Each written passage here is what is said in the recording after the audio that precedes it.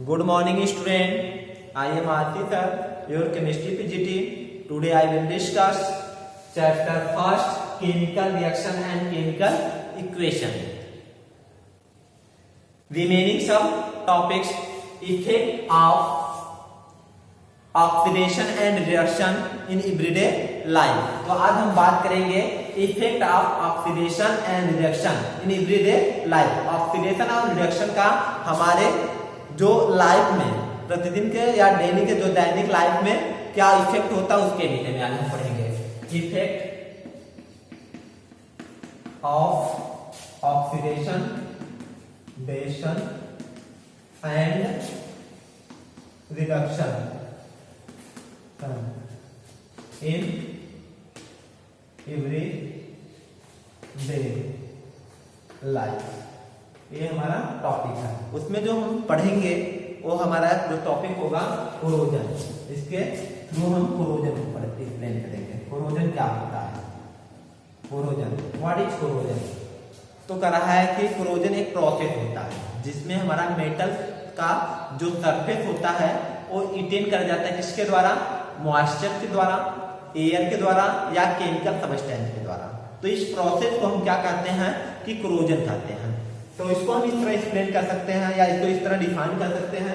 The process in which metal is eating up by air, that means oxygen, moisture, that means water, and chemical such as acid on the surface is called corrosion.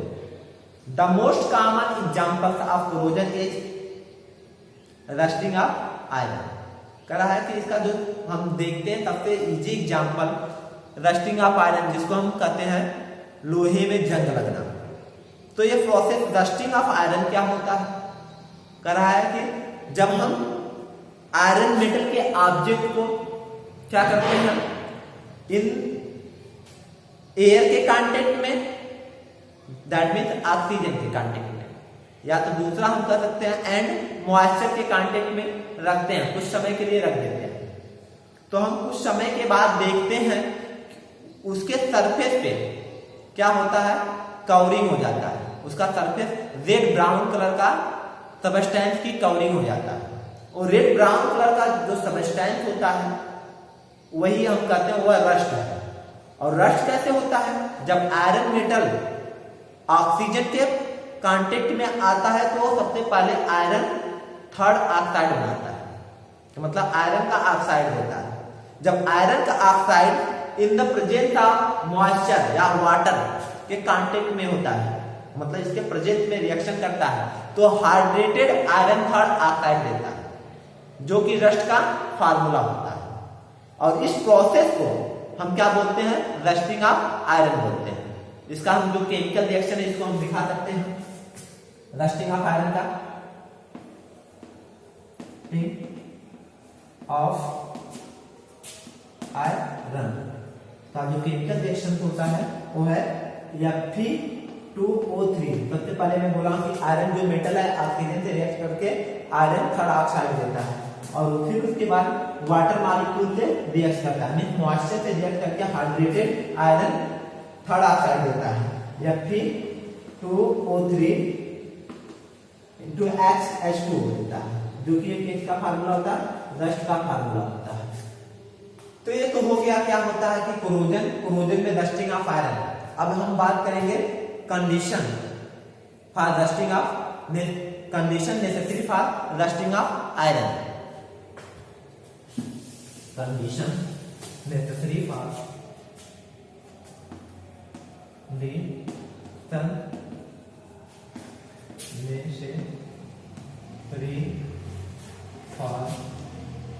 Rusting of iron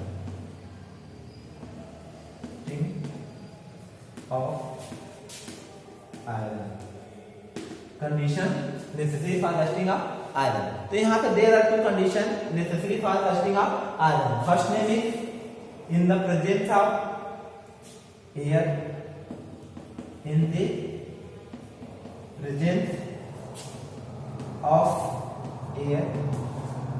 second, in the the presence of moisture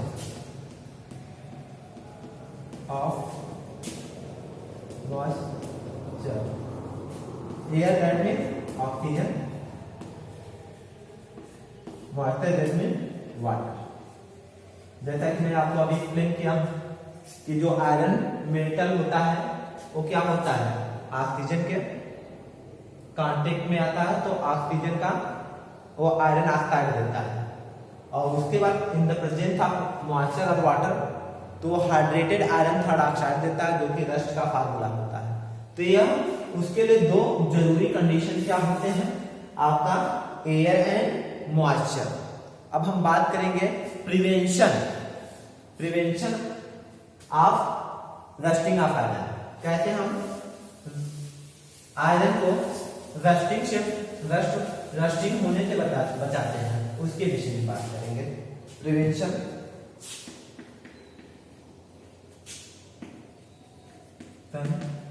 of rusting of iron.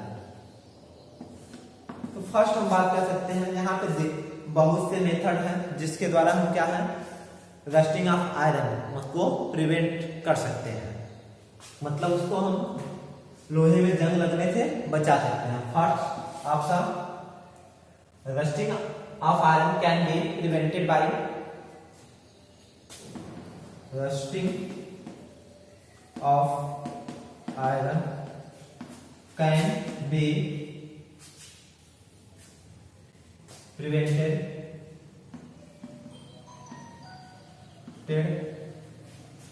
number 1 by painting,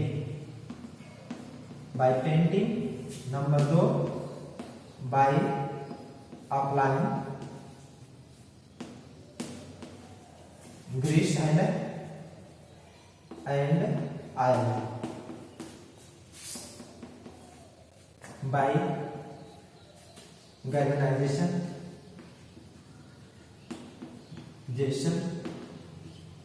method and by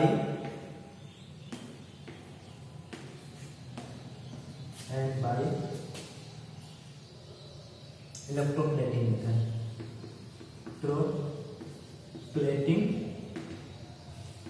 method।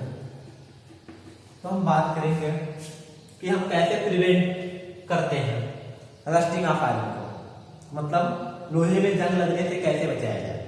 तो सबसे पहले बात किया गया है by painting.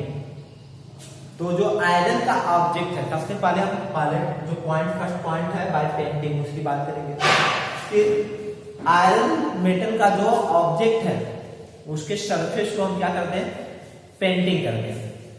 Painting करने से ये होता है कि जो एयर या हमारा जो मॉइस्चर है वो अपना एक्शन उसके सरफेस पे शो नहीं कर पाता है। जब शो नहीं करता है तो वह रस्टिंग नहीं हो पाता है। तो इस तरह हम उसको प्रिवेंटेड कर सकते हैं। और सेकेंड पॉइंट जो है बाय अप्लाइंग ग्रीस और आयरन। जो हम हमारे आजकल देखते हैं कि जो हमारे मशीनरी पार्ट हैं उसमें देखेंगे आयल या ग्रीस लगे होते हैं। ऐसा क्यों होता है? क्योंकि उसको हम प्रिवेंटेड करने के लिए, रस्ट से प्रिवेंटेड करने के लिए ऐसा किया जाता है। तो हम सबसे पहले उसके जो सरफेस है, मशीनरी पार्ट के जो सरफेस होते हैं उस पर हम ग्रीस या आयल का हम क्या करते हैं, उस पर अप्लाई कर देते हैं। मतलब उसको सरफेस पे हम उसको लगा देते हैं। लगाने से क्या होता है कि जो एयर है उसका एक्शन उस पर नहीं हो पाता है, न तो मॉइस्चर का उसके ऊपर हो पाता है एक्शन। तो हम कह सकते हैं कि इस तरह हम उसको प्रिवेंटेड कर सकते हैं। Third by galvanization method. अब गैल्वेनाइजेशन मेथड में क्या होता है, जैसे जो हमारा मोल्टेन फॉर्म में जिंक होता है उसको आयरन के ऑब्जेक्ट पे क्या करते हैं, उसका कोटिंग कर देते हैं। तो इस प्रोसेस को क्या बोलते हैं, गैल्वेनाइजेशन। मोल्टेन स्टेट में अगर जिंक है मेटल, तो उसका हम आयरन मेटल के ऑब्जेक्ट के ऊपर उसका कोटिंग करते हैं। तो इस प्रोसेस को हम क्या बोलते हैं, गैल्वेनाइजेशन। जैसे हमारा आजकल देखिए बकेट का है, बाल्टी जिसको बोलते हैं, वह गैल्वेनाइजेशन क्या होता है जिंक मेटल का। तो उस कंडीशन में उसपे क्या है, उसमें हम वाटर हमेशा रखते हैं, तो उस कंडीशन में उस पर रस्ट नहीं लगता है। क्यों? क्योंकि वो गैल्वेनाइज जिंक क्या होता है, जिंक मेटल का। जब जिंक मेटल का उसमें कवरिंग किया जाता है तो इस प्रोसेस को हम क्या बोलते हैं, गैल्वेनाइजेशन, जिसके कारण उस पे न तो एयर का इफेक्ट हो पाता है न तो वाटर का इफेक्ट हो पाता है, इस कारण वह रस्टिंग होने से बच जाता है। अब लास्ट हम बात करेंगे इलेक्ट्रोप्लेटिंग मेथड का। इलेक्ट्रोप्लेटिंग मेथड क्या होता है, सेम कंडीशन यहाँ पे भी वही होता है। इसमें निकल और क्रोमियम मेटल का क्या करते हैं, आयरन मेटल के ऊपर कोटिंग करते हैं बाय इलेक्ट्रोप्लेटिंग मेथड के द्वारा। तो इस कारण जो हमारे एयर्स होते हैं या मॉइस्चर्स होते हैं उनका इस पे आयरन मेटल के ऑब्जेक्ट पे कोई इफेक्ट नहीं पड़ पाता है। जैसे हम आजकल देखें तो जो हमारे इलेक्ट्रिक पोल्स हैं, जो हैवी इलेक्ट्रिक पोल्स हैं, उस पर देखेंगे कि कम से कम 20 साल 25 साल से वो उसी तरह खड़े हैं, उस पर रस्ट नाम का कोई चीज नहीं होता है, मतलब कोई न तो एयर का इफेक्ट होता है न तो वाटर का इफेक्ट होता है। क्यों? क्योंकि उसमें प्लेटिनम का या जिंक का, प्लेटिनम निकल और क्रोमियम मेटल का क्या होता है, इलेक्ट्रोप्लेटिंग किया गया होता है उसके आयरन मेटल के सरफेस पे, तो जिसके कारण उस पर उसका ऑक्सीडाइज नहीं होता है। हमारा एयर या मॉइस्चर के कांटेक्ट में आने पे वो ऑक्सीडाइज नहीं होता, क्योंकि ये जो हमारे रिड्यूसिंग एजेंट होते हैं, जब रिड्यूसिंग एजेंट है तो ऑक्साइड होने से उनको बचाता है। अब हम बात करेंगे जो हमारी नेक्स्ट टॉपिक है rancidity.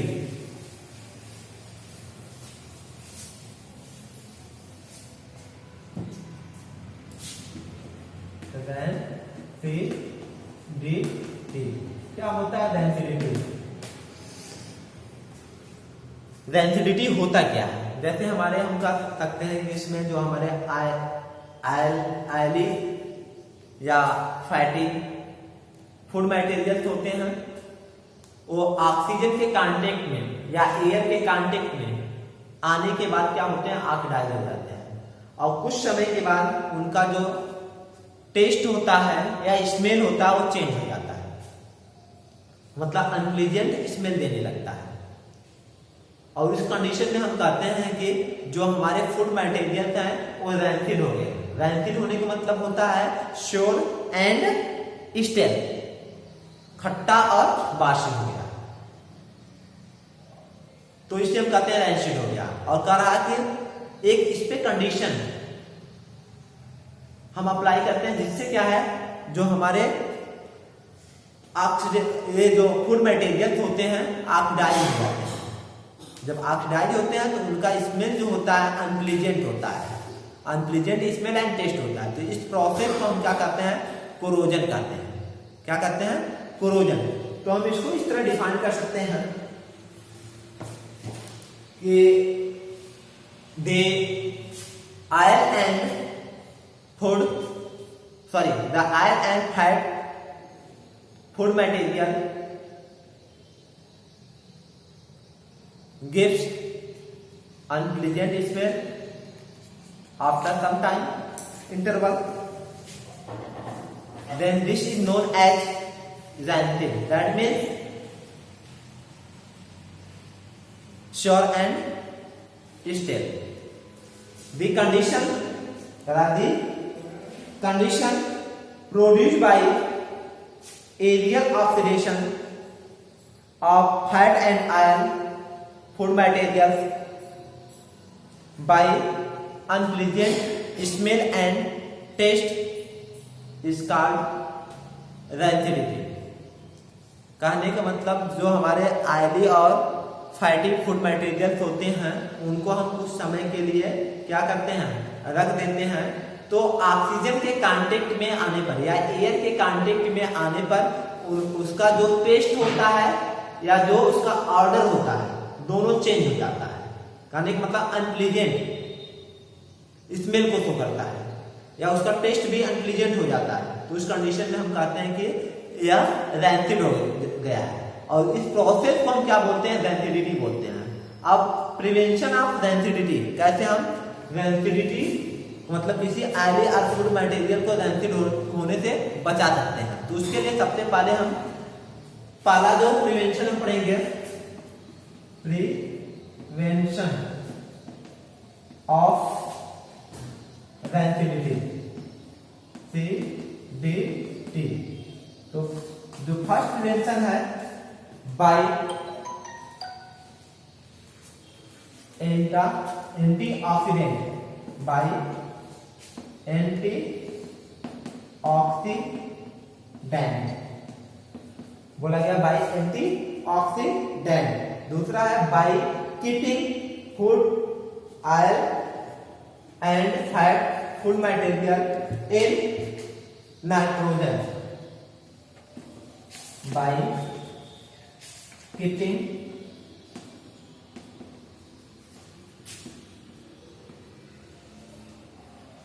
oily and fat food material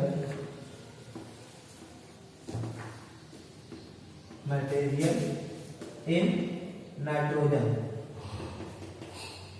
then and third हम बात करेंगे by storing food in airtight container, by storing food in airtight container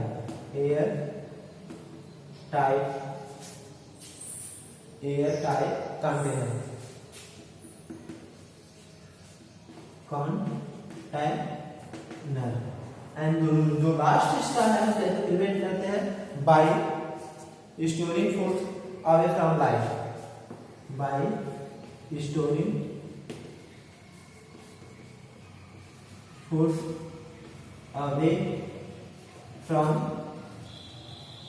light। तो हम यहाँ पे बात करेंगे कैसे डेंसिटी मतलब भोजन को डेंसिटी होने से कैसे बचाया जा सकता है। तो पहला बोला है एंटीऑक्सीडेंट का यूज करेंगे। तो मतलब जो हमारे ऑयली एंड फूड मटेरियल्स होंगे उसमें हम क्या यूज करेंगे, एंटीऑक्सीडेंट मतलब जो उसको ऑक्सीडाइज होने से बचाए, मतलब एज ए रिड्यूसिंग एजेंट का काम करे, मतलब उसको ऑक्सीडाइज होने से बचाने मतलब वो एज ए रिड्यूसिंग एजेंट का काम करे। तो हम इसके जगह पे हम दो रिड्यूसिंग एजेंट का नाम बता सकते हैं जो इसको एंटीऑक्सीडेंट का काम करते हैं, मीन्स रिड्यूसिंग एजेंट का काम करते हैं। पहला आपका BHA, आपका पहला जो एंटीऑक्सीडेंट है वो आपका BHA और दूसरा जो है आपका BHT। अब यहाँ पे बोल सकते हैं BHA का जो ब्यूटिल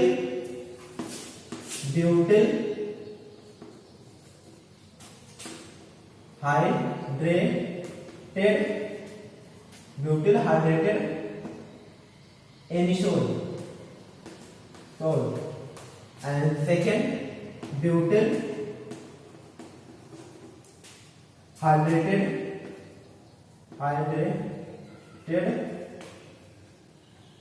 toluene। ये हमारे क्या है, एंटीऑक्सीडेंट जो ऑक्सीडाइज होने से, जो हमारे oily and food fatty food materials होते हैं उनको ऑक्सीडाइज होने से बचाते हैं, means as a reducing agent का काम करते हैं। अब सेकेंड में बात करेंगे by keeping oil and fat food material in nitrogen. करा है कि जो हमारे ऑयली और फैटी फूड मटेरियल्स हैं उसमें हम क्या करें, नाइट्रोजन गैस फिलअप करें। जैसे हम फॉर एग्जांपल में जो कुरकुरे या हमारे कुरकुरे या चिप्स के जो पैकेट्स आते हैं उसमें नाइट्रोजन गैस फिलअप होता है। और नाइट्रोजन गैस हम जानते हैं कि ये क्या होता है, अनरिएक्टिव होता है, ये आपका रिएक्ट नहीं करता है, ऑयली फूड मटेरियल से रिएक्ट नहीं करता है और ये एज ए रिड्यूसिंग एजेंट का काम करता है। ये ऑक्सीडेशन का प्रोसेस होता है उसको स्लो कर देता है, मतलब उसको ऑक्सीडाइज होने से बचाता है। तो इस तरह हम ऑयली फूड मटेरियल को क्या डेंसिटी होने से प्रिवेंट कर सकते हैं। नेक्स्ट जो है bye storing foods in air tight container. तो अगर हम जो हमारे क्या है फूड मटेरियल्स हैं उनको एयर टाइट कंटेनर में अगर रख दिया जाए तो उस कंडीशन में भी वहां पे जो ऑक्सीडेशन का प्रोसेस होता है वो स्लो होता है, तो इतना तेजी से ऑक्सीडेशन नहीं हो सकता है। जब तेजी से नहीं होगा तो हमारा जो फूड मटेरियल है वो कंजर्व रहेगा हमेशा। फिर bye storing foods away from light. जब हम क्या करते हैं जो फूड मटेरियल है उसको लाइट से दूर रखेंगे, तो उस कंडीशन में जो ऑक्सीडेशन का प्रोसेस होता है बहुत स्लो होता है। इस तरह भी हम अपने फूड मटेरियल को iron and fatty food material को प्रिजर्व कर सकते हैं। तो यहाँ पे ये सब रहा, मतलब क्योंकि यहाँ लाइट के कंडीशन में अगर देखा जाए तो टेम्परेचर, अगर टेम्परेचर हाई होता है तो उस कंडीशन में भी ऑक्सीडेशन का प्रोसेस हाई होता है। अगर टेम्परेचर जितना लो होगा उस कंडीशन में आपका ऑक्सीडेशन का प्रोसेस उतना ही स्लो होता है। तो ये आज के लिए आपका यहीं पे आपका ये चैप्टर भी कंप्लीट होता है। अब हम नेक्स्ट चैप्टर के साथ मिलेंगे नेक्स्ट वीडियो में। Thank you student.